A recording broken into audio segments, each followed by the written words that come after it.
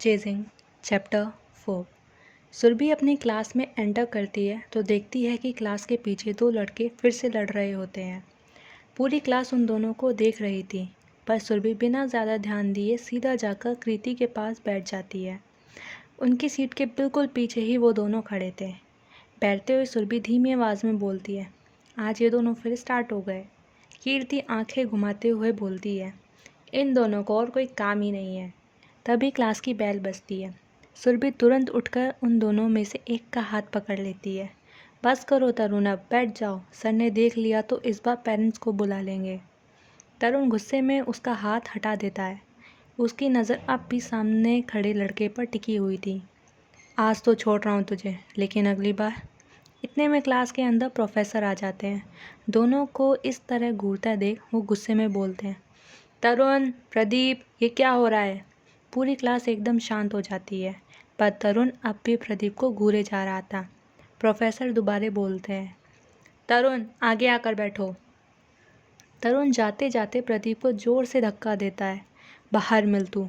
वो गुस्से में बोलता हुआ आगे चला जाता है।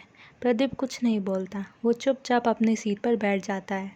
सुरभि हल्का सा पीछे मुड़कर धीमी आवाज़ में बोलती है, सॉरी प्रदीप, तरुण की तरफ से। प्रदीप बस एक पल के लिए उसकी तरफ देखता है, फिर बिना कुछ कहे अपनी नोटबुक खोल लेता है। क्लास के बाद सुरभि, कृति और तरुण कैंटीन में बैठे हुए थे। तरुण अब भी इरिटेटेड लग रहा था। इस शाम प्रदीप को मज़ा चखाता हूँ। सुरभि तुरंत उसकी तरफ देखती है, क्यों, क्या बिगाड़ा है उसने तुम्हारा। तरुण सरकास्टिक हंसी हंसते हुए बोलता है, क्या बिगाड़ा है, रोज़ तुम्हारे पीछे बैठता है और जब हटने को बोलता हूँ तो ऐसे इग्नोर करता है जैसे क्लास उसके बाप की हो। सुरभि थोड़ा चिढ़कर बोलती है, तो बगल वाली सीट पर बैठ जाया करो। तरुण उसकी तरफ घूरता है, तुम्हें बड़ी फिक्र हो रही है उसकी। कीर्ति तुरंत समझ जाती है कि बात फिर वही जा रही है, पर तरुण रुकता नहीं। होगी भी क्यों नहीं, स्कूल फ्रेंड जो है। सुरभि इरिटेट होते हुए बोलती है, मुझे उसकी नहीं तुम्हारी टेंशन है। तुम्हारा कॉलेज रिकॉर्ड पहले ही अच्छा नहीं चल रहा। फिर वो धीमी आवाज़ में ऐड करती है, और वो मेरा बेस्ट फ्रेंड नहीं है, बस स्कूल में साथ थे। कुछ सेकंड्स के लिए तीनों के बीच ऑकवर्ड साइलेंस छा जाता है।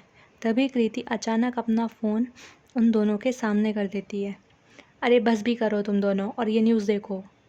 फ़ोन स्क्रीन पर ब्रेकिंग न्यूज़ चल रही थी। 2 साल से underground underworld don Keshav Mathur Delhi के एक सुनसान गोडाउन में मारा हुआ मिला। न्यूज़ एंकर की आवाज़ कैंटीन के शोर में भी साफ सुनाई दे रही थी। पुलिस का कहना है कि ये एक सीक्रेट ऑपरेशन था, पर मीडिया रिपोर्ट्स के अकॉर्डिंग केशव को किसी राइवल अंडरवर्ल्ड गैंग ने मारा है। कृति तुरंत एक्साइटेड होकर बोलती है, मुझे नहीं लगता कि पुलिस ने उसे मारा है। तरुण भी क्यूरियस होकर स्क्रीन की तरफ देखता है। कृति धीमी आवाज़ में बोलती है, केशव माथुर को इतनी आसानी से कोई ढूंढ नहीं सकता और पुलिस के बस की तो बिल्कुल बात नहीं थी। सुरभि उसकी तरफ अजीब सा चेहरा बनाकर देखती है, तुझे बड़ा पता है माफिया के बारे में। कृति हंसती है, पर सुरभि तुरंत उठते हुए बोलती है, चलो क्लास का टाइम हो रहा है। तीनों कैंटीन से उठकर चले जाते हैं। दूसरी तरफ विनय के पास भी यह खबर पहुंच चुकी थी। बेंगलोर की उस ऊंची बिल्डिंग के कैबिन में खामोशी छाई हुई थी। तभी शशांक अंदर आता है, सर सारे सबूत मिटा दिए गए हैं। विनय कुछ सेकंड्स तक चुप रहता है। उसकी नज़र सामने शहर की लाइट्स पर टिकी हुई थी।